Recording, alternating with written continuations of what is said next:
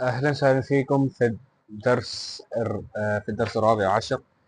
And in this lesson we will study some new uh, attached pronouns and some new munfasil pronouns or separate pronouns and a few new concepts in Arabic. So before that there was a 14 part C which I forgot to add in the previous lesson, and the 14 part C is basically just the word ulaika. So there's a small chart here.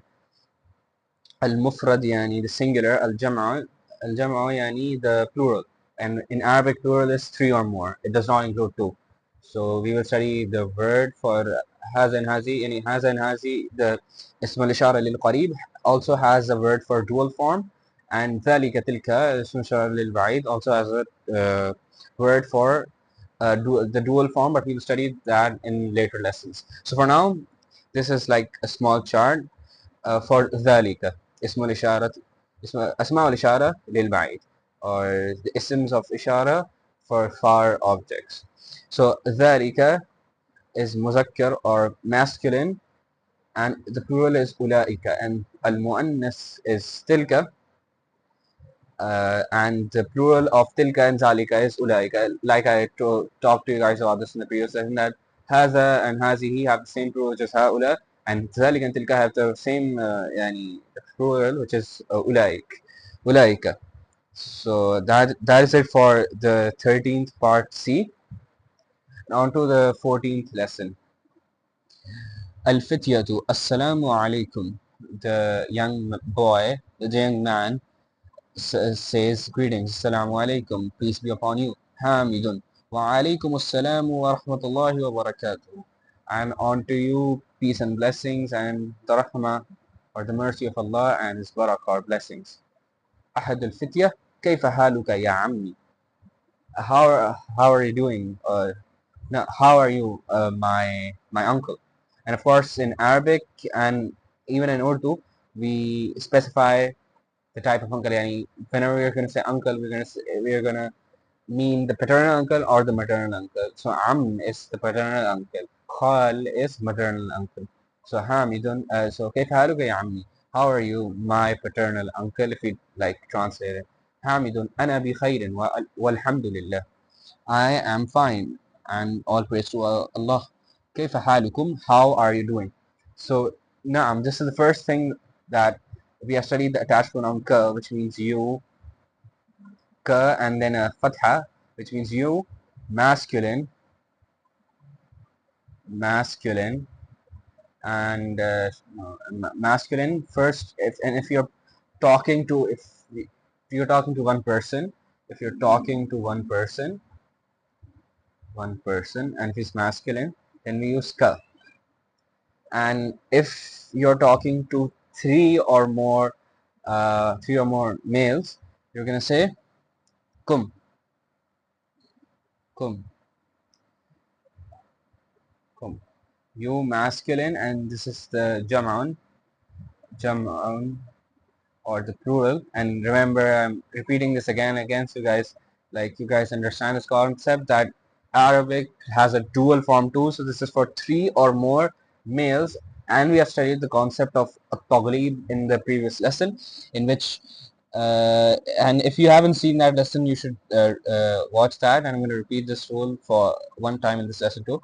That taghlib is basically, for example, if you're addressing to to a big crowd, and it contains male and female, or all females but two or three males, so you still use the kum, since the default scenario, default like case, not the case, the marfu case, but only the case, or like the default scenario in Arabic, or default words we use in Arabic is the male form. That's why when you say kum, if the majority, if there's only one male in a female majority crowd, if but if there's only a like fully female crowd, then we're gonna say kunna. But we're gonna study that attached pronoun in the later lesson. But for now, kum. And we studied the concept of taglib. So if you do not understand it, you can ask me in the comments or watch the previous lesson. Man antum. Man antum. So anta, antum is basically kum, but for it's a separate pronoun. Like anta is Anta is the same thing as this, but it's not an attached pronoun. It's a separate pronoun. Anta means you, and ka means your, yours. Sorry, your. So, كيف حالكم? How is your condition? How, yeah, like, yani is talking to a crowd. So how's your condition? Man antum. So antum is the jam'un for anta. So if you're talking to three or more males in the concept of taglib, I don't want to repeat myself. So you're gonna use anta. It's basically jam'un of anta. So antum, man antum. Who are you guys? Ahaduhum. One of them says nahnu. So nahnu means we. And of course, and in I and we, there's no male, female. So it's just in pronouns. In pronouns for the first person, which is I and we, there's no there's no gender. So you just say ana. If even if a female is talking about herself, it's ana, and if a group is talking about itself, whatever the condition is, it's nahnu. And plus. In the first person, there is no dual form. So there's only ana and nahnu. Simple, like in English. Ana is I, and nahnu is if you're talking as a group. We, like to we. So nahnu means we. نحن أبناء الدكتور موسى. We are the sons of the doctor Musa. حامد أهلا وسهلا ومرحبا. أبوكم صديقي. عمكم الشيخ عيسى. أهلا وسهلا ومرحبا. This is basically a way of greeting someone. أهلا وسهلا ومرحبا. And for now, just translate to it as welcome. And then in the later lessons, or no, in the later lessons, we're going to study the proper, like, what is the true, proper, complete meaning of this word. For now, it's just welcome. And even in, like, in day-to-day Arabic, you're not going to mean the complete meaning. You're just going to say welcome, or it's not necessary to say the whole thing. Ahlan wa sahlan wa marhaban. You can just say ahlan. You can just say ahlan wa yani you can just say marhaban. You can say ahlan wa sahlan wa marhaban. Anything you like. But marhaban means hello. So you should use ahlan, sahlan, or something like that. But for now, ahlan, sahlan, marhaban is welcome. And you can just say ahlan, sahlan for welcome. Abukum sadiqi. Your father, again, abukum. So he's addressing to a crowd or addressing to multiple people. Abukum sadiqi. Ammukum ash-shaykhu Isa. So this is a question. Ammukum ash-shaykhu Isa is your, but he did not use the interrogative particle here, so it's okay. Ammukum, since we can uh, understand that through the tone or the question mark. Ammukum ash-shaykhu Isa is your uncle, paternal uncle, the old man, any not in the derogatory sense, any it's just an Arabic thing. A sheikh means old man, or so. Now, ammukum ash-shaykhu Isa is your uncle, the sheikh or the old man Isa. أحدهم هو مريض. هو الآن في المستشفى. He is sick right now, and هو مريض. He's sick right now. Who is sick? He is just sick. يعني هو مريض means sick. He is sick. هو الآن في المستشفى. He is right now in the hospital. حامد شفاه الله. So this is a phrase in Arabic.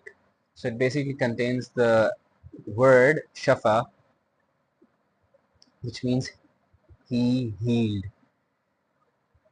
and who, the attached pronoun. So it translates to may Allah heal him. So shafah Allah, may Allah heal him. Man hazihi tiflatu allati ma'akum. Who is this, like, child, but it's a female child, that's why it's tifla, or it has da marbuta. Ahaduhum hiya ukhtuna. She is our sister. Hamidun masmuha. What is her name? Ahaduhum ismuha Layla. Her name is Layla. Hamidun aina baytuhum al-jadid. Where is your new home? نعم. أحدهم بيتنا الجديد. So the big na in the end, is the attached pronoun for nahnu, or it means our, and it means our. أحدهم بيتنا, our home. Where's your, like Hamidun asks, where is your new home? أحدهم بيتنا الجديد قريب من المطار. Our new home, which is new, our new home, but there's no الذي بيتنا الجديد, our new sorry, our home, which is new, is قريب من المطار, is near to the airport. بيتنا, our home, الجديد, بيتنا الجديد. So this is pause. بيتنا الجديد قريب من المطار. Our home, the new, any, you cannot translate it directly, but this sentence structure is of course valid in Arabic. بيتنا الجديد قريب من المطار. Our new home is قريب from the airport. So حامد, أأنتم في المدرسة الثانوية? Are you guys in secondary school? Or if we directly translate it, it will be the secondary school.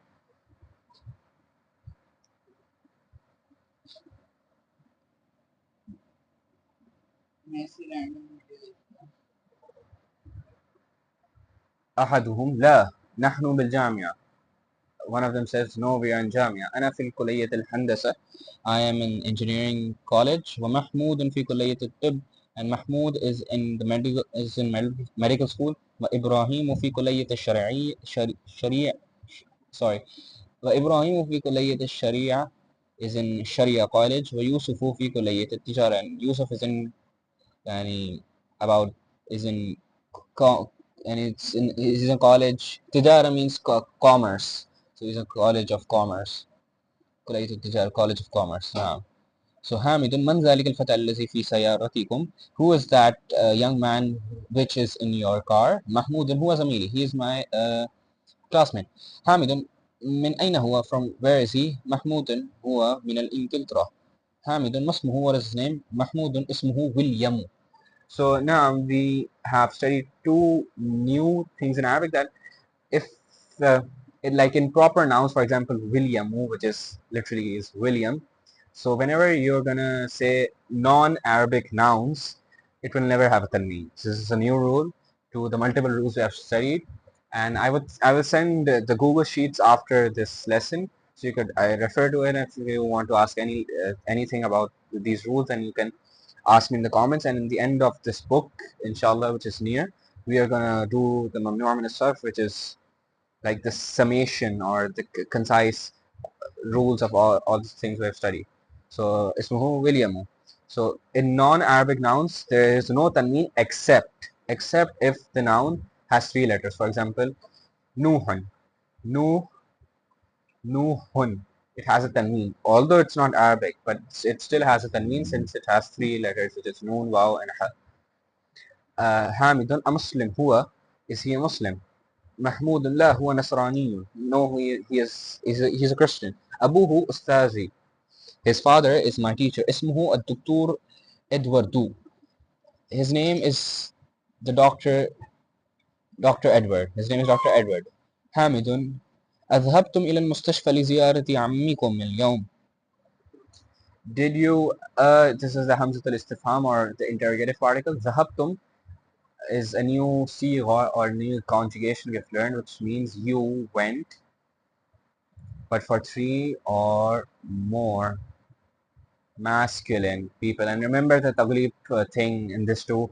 So azhabtum, and you guys need to practice. It's nothing like nothing to, don't get overwhelmed. You just have to practice and keep the basic things in mind. So azhabtum, and of course I'm reminding this in every lesson, but this is applicable for all af'al in Arabic. All verbs in Arabic, you can conjugate it like this. أذهبتم إلى مستشفى لزيارة عمكم اليوم. Do you guys go to the hospital for ziyarah, to visit your uncle today? Yusuf, na'am, ذهبنا. ذهبنا is we went. So there's no gender in I and we, as I have told you guys previously.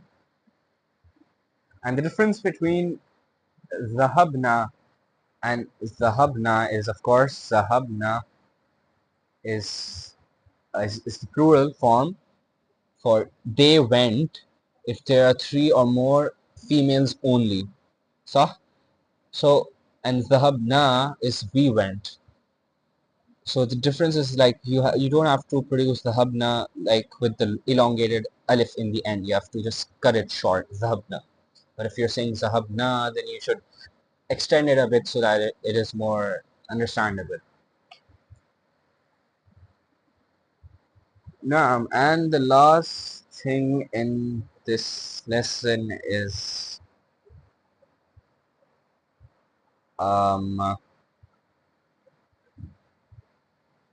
so the tanween or the i'rab in the end can different and make the difference between the structure or the meaning of a sentence. So for example, we have a sentence al-imamu al-imamu jadi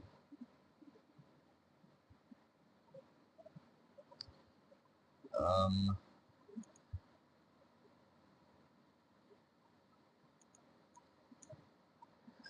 Baitul Imami al-Jadid. Baitul Imami al-Jadid.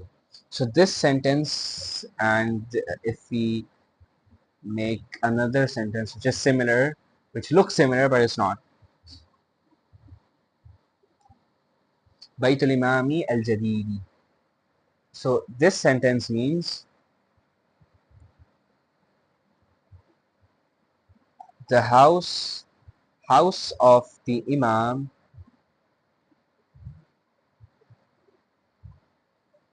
is new. And this sentence means house of the new Imam. So there's a like small trick to it. So in this scenario, Baytu is mudaf and al-imami is mudaf ilay and al-jadid is completely separate. But in this example, Baytu is mudaf and al-imam al-jadidi.